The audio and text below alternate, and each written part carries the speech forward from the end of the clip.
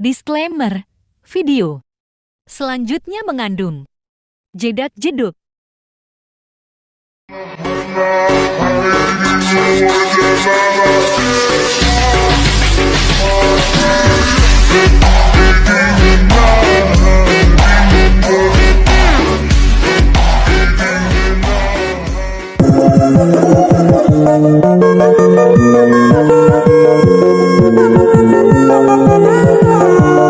Let's go guys, I know with the plan and what black I do can see look at all the robot.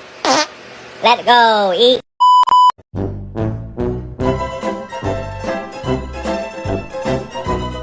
Maaf Pak, yang ini serius. Masuk materi tentang tirani matahari terbit atau kedatangan Jepang ke Indonesia. Tugas, memenuhi nilai UAS, mata kuliah penilaian, hasil belajar, sejarah, video pembelajaran. Dibuat oleh Sevia Naraputri Panjang, A1, A2, 20009, Ali Mirnawati, A1, A2, 20021, dosen pengampu, Andro Mustafa M. PD.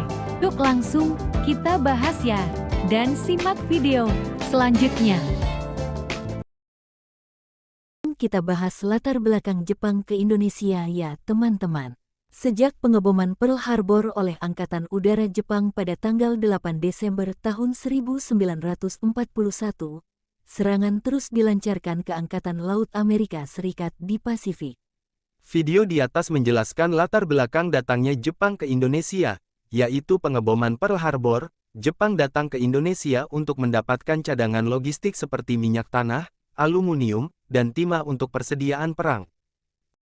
1942, Jepang mendarat di Indonesia melalui Ambon dan seluruh Maluku.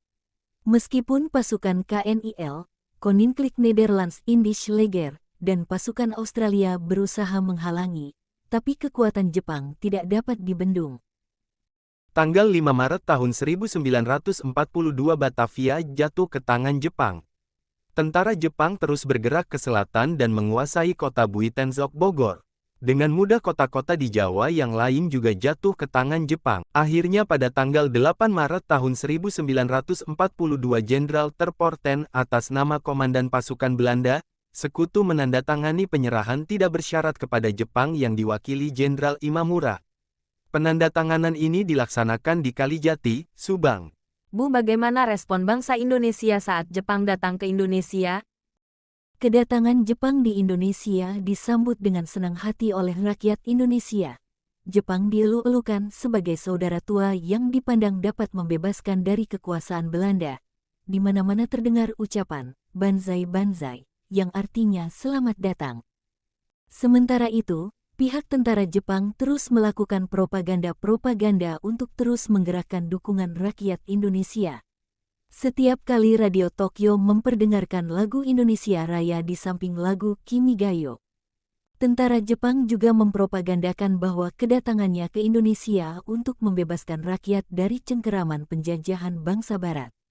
Jepang juga akan membantu memajukan rakyat Indonesia melalui program Pan-Asia Jepang. Pembentukan pemerintahan militer pada pertengahan tahun 1942 timbul pemikiran dari markas besar tentara Jepang agar penduduk di daerah pendudukan dilibatkan dalam aktivitas pertahanan dan kemiliteran termasuk semi-militer.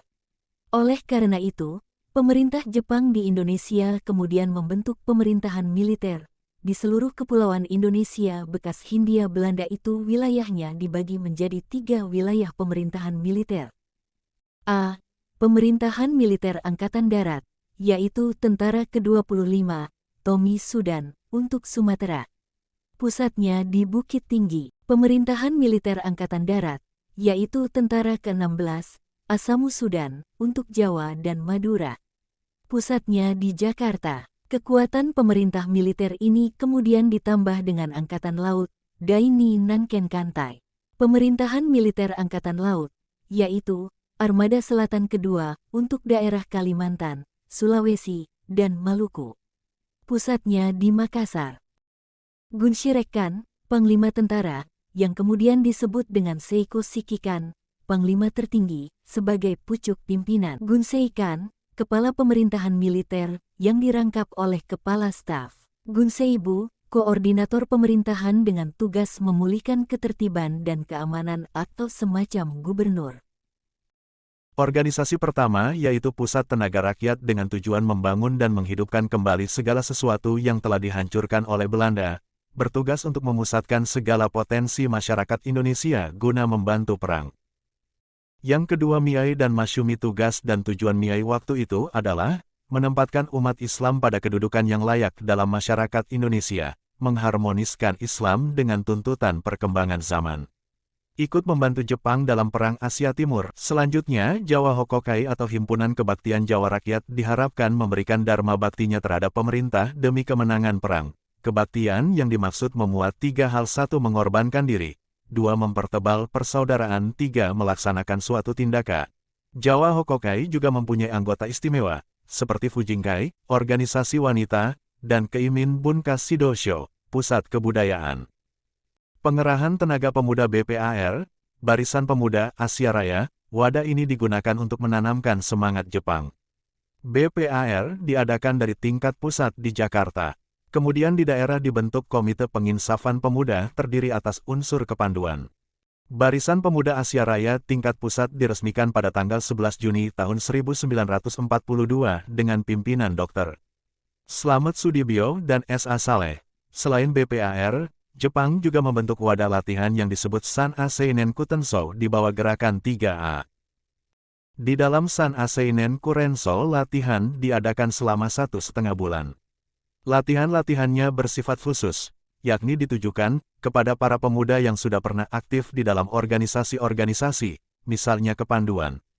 Di samping latihan-latihan yang berkaitan dengan kedisiplinan dan semangat, pemuda juga diajari mengenai pengetahuan-pengetahuan praktis, seperti memasak, merawat rumah, serta berkebun.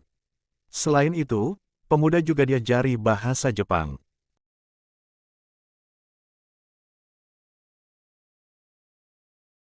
Foto di samping adalah contoh organisasi semi-militer seperti Seinen dan Korps Pemuda, adalah organisasi para pemuda yang berusia 14-22 tahun, digunakan untuk tenaga cadangan Perang Asia Timur.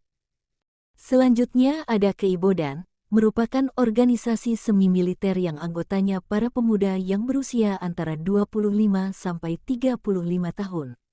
Ketentuan utama untuk dapat masuk Keibodan adalah mereka yang berbadan sehat dan berkelakuan baik.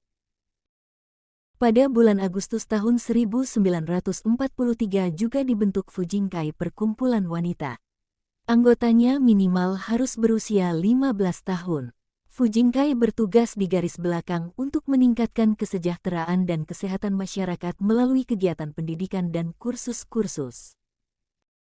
Fujinkai ini juga diberi latihan militer sederhana, bahkan pada tahun 1944 dibentuk pasukan Srikandi. Organisasi sejenis juga dibentuk untuk usia murid SD yang disebut Seinentai, barisan murid sekolah dasar. Kemudian dibentuk Gakukotai, barisan murid sekolah lanjutan.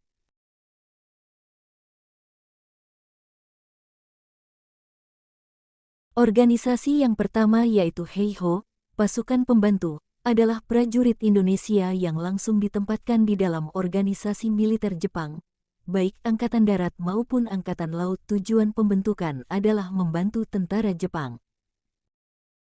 Yang terakhir ada PETA, adalah organisasi militer. Karena itu, para anggota PETA juga mendapatkan latihan kemiliteran. Mula-mula yang ditugasi untuk melatih anggota PETA adalah seksi khusus dari bagian intelijen yang disebut Tokubetsu Han. Pada tanggal 3 Oktober tahun 1943 secara resmi berdirilah PETA. Berdirinya PETA ini berdasarkan peraturan dari pemerintah Jepang yang disebut Osamu Seinendan nomor 44. Berdirinya PETA ternyata mendapat sambutan hangat di kalangan pemuda. Sudah selesai penjelasan materi kita dari awal kedatangan Jepang hingga organisasi yang dibuat Jepang. Sampai jumpa di video selanjutnya. See you dan terima kasih sudah menonton dan mendengarkan.